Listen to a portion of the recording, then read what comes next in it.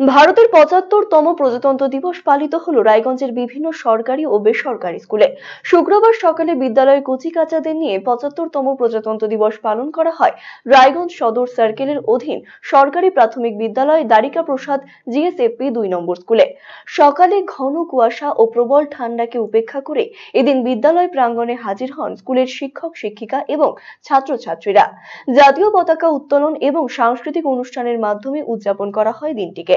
জাতীয় পতাকা উত্তোলন করেন স্কুলের ভারপ্রাপ্ত প্রধান শিক্ষিকা শ্রাবণী রায়। দিনটির গুরুত্ব এবং দেশের বীর সেনাদের আত্মত্যাগের কাহিনী বর্ণনা করেন স্কুলের শিক্ষক শিক্ষিকারা।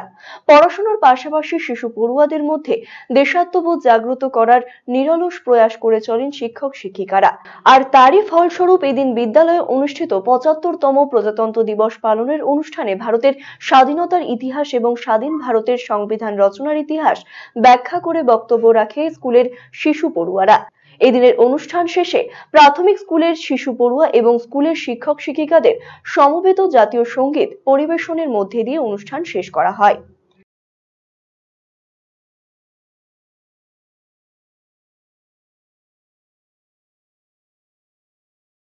প্রজাতন্ত্র দিবসের ব্যাপারে যদি বলতে চাই, প্রজাতন্ত্র দিবস ভারতের একটি জাতীয় উৎসব।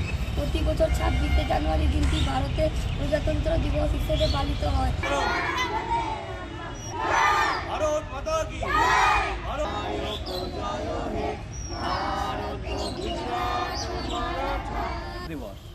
স্বাধীনতা সংগ্রামীদের অক্লান্ত পরিশ্রমে ১৯৪৭ সালে